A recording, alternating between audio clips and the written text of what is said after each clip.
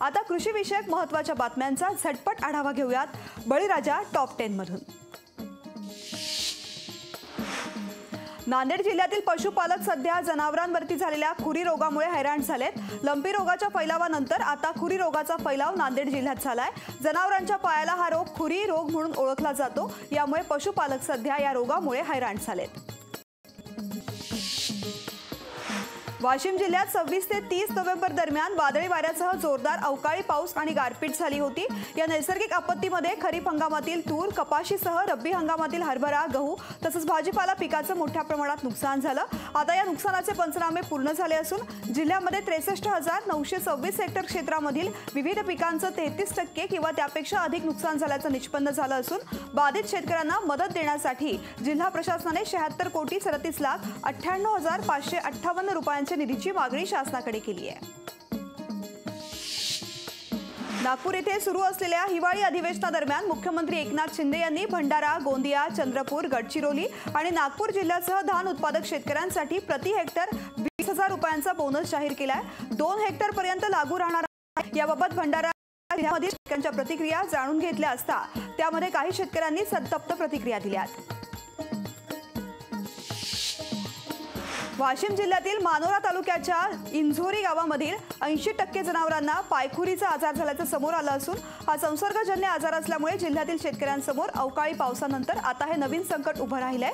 जिल्ह्यातील इतर भागामध्ये या रोगाचा प्रसार होऊ नये यासाठी पशुसंवर्धन विभागाने जनावरांचं लसीकरण करावं अशी मागणी शेतकऱ्यांनी केली आहे। छत्रपती संभाजीनगर जिल्ह्यामधील निमडोंगरी येथील शेतकऱ्यानं शेतामध्ये बेकायदेशीर गांजाची लागवड केली असता कन्नड पोलिसांनी छापा टाकून ही गांजाची झाडं जप्त केली आहेत। या झाडांचं वजन 33 किलो असून याची किंमत 3,30,000 असल्याचं पोलिसांकडून सांगण्यात आलंय। या प्रकरणी संबंधितांवरती पोलिसांनी गुन्हा दाखल केला आहे। विदर्भातील कापसाची पंढरी म्हणून ओळखला जाणाऱ्या अक्कलकोट जिल्ह्यातील अकोट बाजार समितीमध्ये सद्यस्थितीमध्ये कापसाची आवक वाढल्याचं चित्र आहे। अवकाळीमुळे नुकसान झालेला कापूस बाजारामध्ये येत असून प्रतवारी घसरल्यामुळे कापसाच्या दरात मोठ्या प्रमाणात घसरण झाल्याचं दिसून येत आहे। अकोटच्या कृषी उत्पन्न बाजार समितीमध्ये कापसाला 6,240 रुपये प्रति क्विंटल प्रमाणे भाव मिळालाय। ओल्या कापसाच्या दरामध्ये घसरण सुरूच असून शेतकऱ्यांचा लागवडीचा खर्चही वसूल होत नसल्याचं चित्र आहे। यावर्षी शेतकऱ्यांवरील संकटाची मालिका काही संपत नाहीये। अवकाळी पावसाने पिकांचं मोठ्या प्रमाणात नुकसान झालंय। त्यानंतर आता वातावरणातील बदलामुळे तूर पिकावरती शेंगा पोखरणाऱ्या अळीचा प्रादुर्भाव झालाय। त्यामुळे जिल्ह्यातील 82,977 हेक्टरवरील तुरीचं पीक धोक्यात आलंय। मराठवाड्यातील 8,500 गावं दुष्काळाच्या दुष्टचक्रामध्ये अडकलेली आहेत। मराठवाड्यातील शेतकऱ्यांचं पावसाअभावी खरीप हंगामामध्ये पीक वाया गेलंय। मराठवाड्यामध्ये 9.5 लाख शेतकऱ्यांना अवकाळी पावसाचा फटका बसलाय। खरीप हंगामाची पैसेवारी 50%च्या आत आहे। त्यामुळे मराठवाड्यामध्ये शेती क्षेत्राचं भविष्य संकटात सापडलंय। सेलू, परभणी बाजार समित्यांमध्ये पावसामध्ये भिजलेल्या कापसाचे दर घसरलेले आहेत। कापसाचे दर 6,000च्या खाली आलेत। कापसाला प्रति क्विंटल किमान 5,600 ते 7,000 रुपये दर मिळालाय। बोंडामधून तुटलेला कापूस भिजल्यामुळे शेतकऱ्यांचं नुकसान झालंय।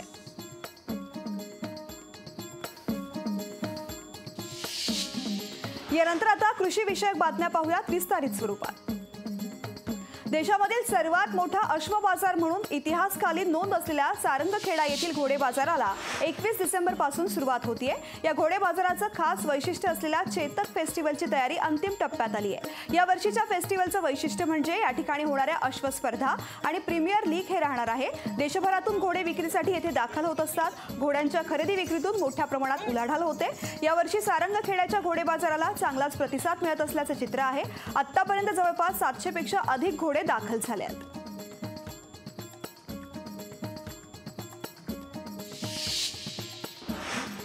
नागपूर इथे सुरू असलेल्या हिवाळी अधिवेशनादरम्यान मुख्यमंत्री एकनाथ शिंदे यांनी भंडारा, गोंदिया, चंद्रपूर, गडचिरोली आणि नागपूर जिल्ह्यासह धान उत्पादक शेतकऱ्यांसाठी प्रति हेक्टर 20,000 रुपयांचा बोनस जाहीर केला आहे। 2 हेक्टर पर्यंत लागू राहणार आहे। या संदर्भात भंडारा जिल्ह्यातील शेतकऱ्यांच्या प्रतिक्रिया जाणून घेतल्या असता त्यामध्ये काही शेतकऱ्यांनी संतप्त प्रतिक्रिया दिलेल्या आहेत। लगतच्या छत्तीसगडमध्ये भाजपचं सरकार असून तिथे धानाला सरसकट दर दिला जातोय। मग महाराष्ट्रातही भाजपचं सरकार असून राज्य सरकार महाराष्ट्रात धानाला सरसकट का देत नाही? प्रति हेक्टर धानाला बोनस जाहीर करण्याऐवजी प्रति क्विंटल बोनस जाहीर करावा अशी मागणी शेतकऱ्यांची आहे। महाराष्ट्र सरकारने जो बोनस जाहीर केलेला आहे हा शेतकऱ्यांच्या हिताचा नाही आहे। आम्हाला एक तर क्विंटल मागे बोनस पाहिजे होता नाही तर आम्हाला सरसकट भाव पाहिजे. जो आपला छत्तीसगड सरकार देऊ शकते, महाराष्ट्र सरकार का बरं नाही देऊ शकत? छत्तीसगडमध्ये आता त्यांची सरकार बसलेली आहे, म्हणून महाराष्ट्र सरकारनं आम्हाला बोनस देण्यापेक्षा, आमच्या तोंडाला पाणी पुसण्यापेक्षा आम्हाला सरसकट भाव पाहिजे. एकदा आम्हाला भाव भेटला तर आम्ही 10 वेळा काही आम्हाला तुम्ही कर्जमुक्ती द्या, असं द्या, तसं द्या, आम्ही काही म्हणणार नाही. आमच्या मालाला योग्य भाव पाहिजे. शासनाने जो बोनस जाहीर केलेला आहे तो आमच्या हिताचा नसून आम्हाला प्रति हेक्टरी न देता आम्हाला प्रति क्विंटल मागे 700 रुपये जसा पहिल्याची सरकार देत होती त्याप्रमाणे द्यायला पाहिजे होता. कारण आताच्या शेतीच्या खर्चाच्यानुसार आम्हाला शेती जास्तची परवडत नाही आहे. महाराष्ट्र सरकारने सुद्धा आम्हाला सरसकट भाव द्यावा आणि हे बोनसची भानगड दूर करून टाकावी. यावर्षी शेतकऱ्यांवरील संकटाची मालिका काही संपत नाहीये. अवकाळी पावसानं पिकांचं मोठ्या प्रमाणात नुकसान झालंय. त्यानंतर आता वातावरणातील बदलामुळे तूर पिकावर शेंगा पोखरणाऱ्या अळीचा प्रादुर्भाव झालाय. त्यामुळे जिल्ह्यातील 82,977 हेक्टरवरील तुरीचं पीक धोक्यात आलंय. शेतकऱ्यांनी तुरीची मशागत करण्यावरती भर दिलाय. मात्र अवकाळी पावसाने नुकसान झालंय. पाऊस ओसरल्यानंतर विविध किडींचा प्रादुर्भाव सुद्धा वाढलेला आहे. किडी, अळी आणि कळ्या, फुलं शेंगांवरती आक्रमण करत असल्यामुळे पिकांचं नुकसान होत आहे. झाडाला भरलेल्या शेंगा कमी आणि किडलेल्या शेंगा जास्त आहेत. त्यामुळे शेतकऱ्यांचं प्रचंड नुकसान झालंय. त्यामुळे भरघोस मदतीची अपेक्षा शेतकऱ्यांना आहे. पणन मंत्र्यांनी 170 कोटी रुपयांचं अनुदान व्यापाऱ्यांना देण्याचा निर्णय घेतलेला आहे. पण हंगाम संपल्यानंतर संत्रा उत्पादकांसाठी निर्यात अनुदान घोषणा झाली आहे. या धोरणामध्ये कमी दरामध्ये विकणाऱ्या संत्रा कुठेच विचार न झाल्यामुळे सरकार केवळ पार्टी फंड देणाऱ्यांचंच हित जपत असल्याचं सिद्ध होतंय, अशी शंका आता देणाऱ्या शेतकऱ्यांच्या मनात येतेय. राज्यामध्ये सर्वाधिक 1 लाख हेक्टर लागवड अमरावती जिल्ह्यात आहे. राज्यातील एकूण लागवड क्षेत्राच्या माध्यमातून सुमारे 5 लाख टन संत्रा उत्पादन होत आहे. त्यातील 1.5 लाख टन संत्रा निर्यात एकट्या बांगलादेशला होत असल्यामुळे संत्रा दर तेजीमध्ये राहत होते. मात्र यंदाच्या हंगामात बांगलादेश सरकारनं आयात प्रति किलोला 88 रुपये अशी वाढ केली. त्याच्या परिणामी भारतातून होणारी संत्रा निर्यात मंदावलेली आहे.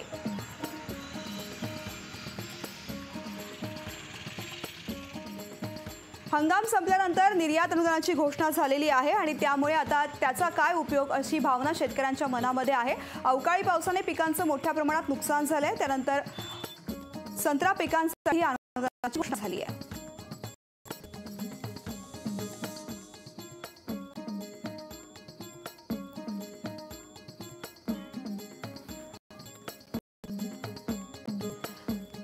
या संदर्भात कृषी तज्ञ विजय जावंदिया यांच्याशी आपण चर्चा करणार आहोत. विजय जावंदियाजी, खूप खूप स्वागत आहे लोकशाही मराठीमध्ये. शेतकऱ्यांसाठी आणि खास करून सगळ्याच राज्यामधल्या विविध पिकांवरती आता संकट ओढवलेलं असताना केवळ संत्रा बागायतांसाठी अनुदान देण्यात आलेलं आहे आणि ते सुद्धा हंगाम संपल्यानंतर हे अनुदान देण्यात आलेलं आहे. त्यामुळे शेतकरी सुद्धा या संदर्भामध्ये संतप्त प्रतिक्रिया देत आहेत. आवरची प्रतिक्रिया. मला असं वाटतं की हे जे 170 कोटी रुपये सरकारने जाहीर केलेले आहेत आणि ते म्हणतात संत्रा व्यापाऱ्यांना दिले जाणार आहेत, तर ते जाहीर करून काय फायदा त्याचा शेतकऱ्यांना? कारण शेतकऱ्यांनी आपल्या बागा विकून टाकल्या आणि या व्यापाऱ्यांनी त्या कमी भावात विकल्या. आता त्यांनी ते बांगलादेशला निर्यात केलं असेल आणि त्याच्यावरची जी 85 रुपये किलोची जी त्यांच्यावरचा टॅक्स आहे त्यातले 50% सरकार जर आता देणार असेल तर याला काही अर्थ नाही ना. कारण व्यापाऱ्यांनी शेतकऱ्यांचा कमी भावाने घेतलेला संत्रा आहे आणि तो निर्यात करताना त्यांना 85 रुपये टॅक्स द्यावा लागला असेल तरी तो व्यापार झाला. तो आता त्यातले अर्धे पैसे देणार असतील तर त्याचा शेतकऱ्यांना काय फायदा? मला असं वाटतं की कुठेतरी हे सरकार मग व्यापाऱ्यांचं आहे का असं म्हणावं लागेल. शेतकऱ्यांना जर मदत करायची होती तर प्रति झाड त्यांनी दिली असती किंवा ज्या शेतकऱ्यांनी आपला संत्रा विकला आहे तो काय भावाने विकला त्या व्यापाऱ्यांकडनं त्यांना रसीद घ्यायला लावली असती. त्याच्यावर त्यांनी अनुदान जाहीर केलं असते. 70 कोटी रुपये कमी नाही आहेत. मला असं वाटतंय की सरकार पैसा निवडणुकीकरता कुठनं आणतं उत्तर याच्यात सापडतात. त्याच्यामुळे हे वराती मागून घोडं आहे, हे काही शेतकऱ्यांना मदत करण्याकरता नाही आहे. तर भारतीय जनता पार्टी, शिवसेना, शिंदे साहेबांची मदत करणार आहे का याचा अभ्यास करायला पाहिजे. आणि आता आरोप करण्यात काही अर्थ नाही आहे. हो, माझ्यासारख्या शेतकऱ्यांनी काही बोललं तर त्याचा काही परिणाम होतो वाटत नाही. मला वाटतं की शेतकऱ्यांनीच विचार करायला पाहिजे की त्यांच्या हिताचं राजकारण सुरू आहे का. नक्कीच तुम्ही म्हणाला शेतकऱ्यांनी करणं अत्यंत आवश्यक आहे. विजय सावंत यांची आपली प्रतिक्रिया लक्षात आलेली आहे, आपली भूमिका लक्षात आलेली आहे. खूप खूप धन्यवाद या प्रतिक्रियेसाठी. यानंतर पुढची बातमी पाहूयात.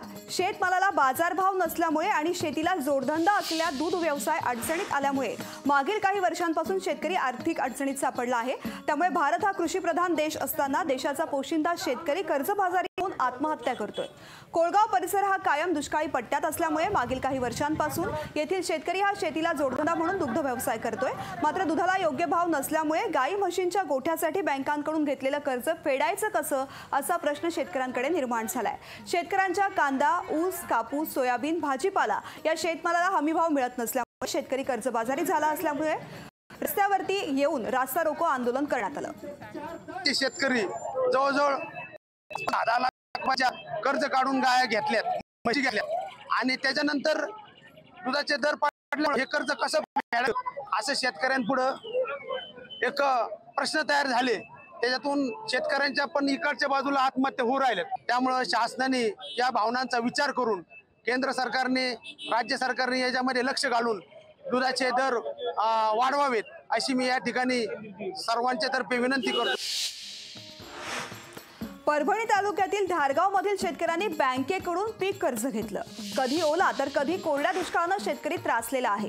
अशा बिकट परिस्थितीमध्ये IDBI बँक शेतकऱ्यांच्या खात्यामध्ये जमा झालेली वेगवेगळ्या अनुदानाची रक्कम जसं की पीक विमा, दुष्काळ किंवा पीक विमा किसान योजनेचे पैसे शेतकऱ्यांच्या कर्ज खात्यातून कापून घेत असल्यामुळे शेतकऱ्यांनी स्वाभिमानी शेतकरी संघटनेच्या नेतृत्वामध्ये आंदोलन केलं.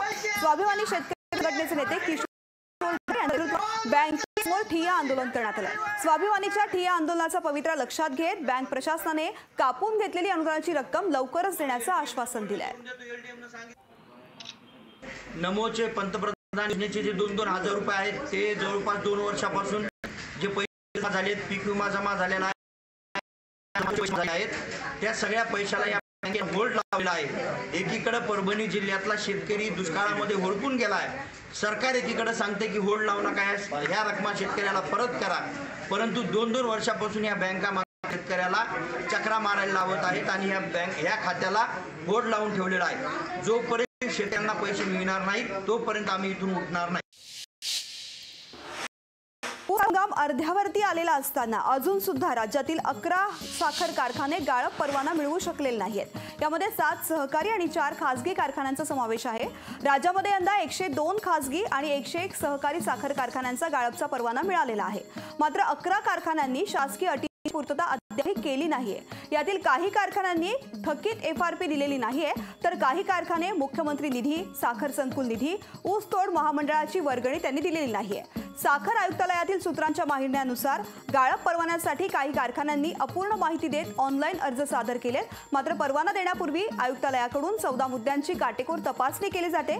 अटी शर्तींची पूर्तता होत नसल्यास कारखान्यांना कळवलं जातं, परंतु कळवून देखील माहिती न पाठवल्यास परवाना दिला जात नाहीये. तर गाळप परवाना मिळवू न शकलेले हे कारखाने कोणकोणते आहेत पाहूयात ग्राफिक्सच्या माध्यमातून.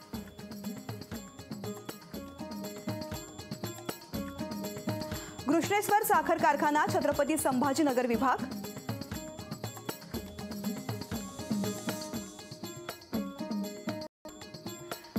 अंबाजोगाई साखर कारखाना, छत्रपती संभाजीनगर विभाग. अनुराज साखर कारखाना, पुणे विभाग. घोडगंगा साखर कारखाना, पुणे विभाग. राजगड साखर कारखाना, पुणे विभाग.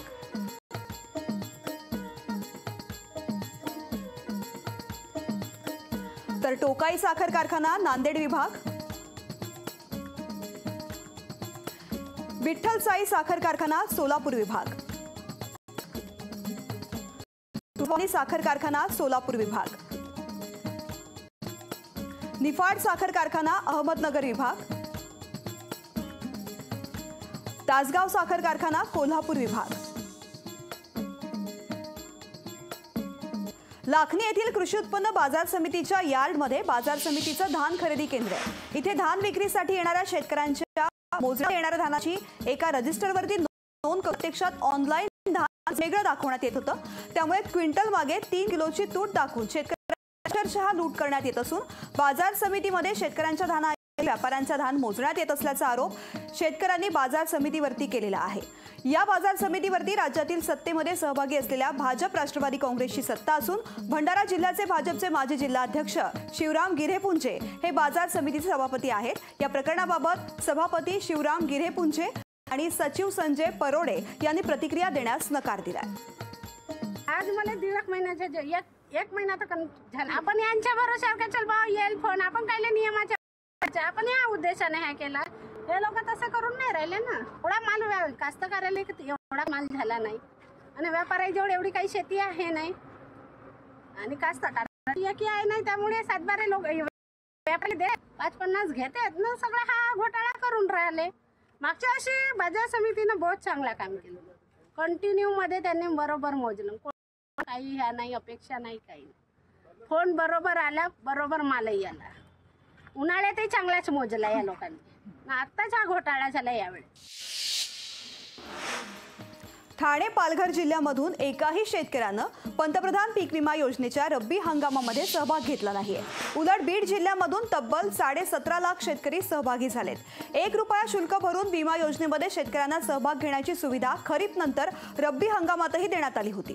त्यामुळे गेल्या हंगामापेक्षा 44.8 इतके क्षेत्र यंदा विमा संरक्षित झालेला आहे। कांदा, गहू आणि हरभरा उत्पादक शेतकऱ्यांसाठी विमा अर्ज भरण्याची अंतिम मुदत 15 डिसेंबर पर्यंत अंतिम मुदत होती आणि शेवटच्या दिवशी सुद्धा हजारो अर्ज दाखल झाले। विशेष म्हणजे गेल्या हंगामापेक्षा यंदाच्या रब्बीसाठी 63.94 लाख अर्ज जास्त आलेले आहेत। शेतकऱ्यांच्या दुधाला आणि शेतमालाला योग्य बाजारभाव मिळावा या मागणीसाठी श्रीगोंदा तालुक्यातील कोळगाव इथे शेतकऱ्यांच्या वतीनं नगर दौंड महामार्गावरती रास्ता रोको आंदोलन करण्यात आलं। या आंदोलनामुळे नगर दौंड महामार्गावरती वाहनांच्या दुतर्फा रांगा लागलेल्या होत्या। शेतमालाला बाजारभाव नसल्यामुळे आणि शेतीला जोडधंदा असल्यामुळे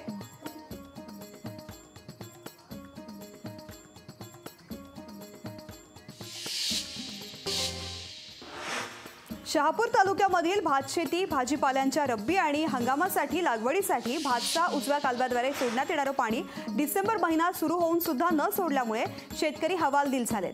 कालव्यालगत शेती असलेले शेतकरी भातशेतीबरोबरच इतर भाजीपाला लागवड करून उत्पादन घेत असतात। त्यामुळे कालव्याचं पाणी लवकरात लवकर सोडण्यात यावं अशी मागणी स्थानिक शेतकरी करतात। कालव्यालगत असलेल्या ग्रामपंचायतींमध्येही पिण्याच्या पाण्याची टंचाई सुरू झाल्यामुळे रहिवासी कालव्यामध्ये पाणी सोडण्याची मागणी करतात। या कालव्याचा शहापूर भिवंडी तालुक्यातील जवळपास 50 गावांना लाभ होत असून त्यामुळे जवळपास 1613 हेक्टर क्षेत्र सिंचनाखाली येतं। भातसा कालव्याचं पाणी सोडल्यास कालव्यालगतच्या गावापाड्यातील ग्रामस्थांचा पिण्याच्या पाण्याचा प्रश्न सुद्धा सुटणार आहे। लोकशाही मराठी ऐका, पहा, जागरूक रहा।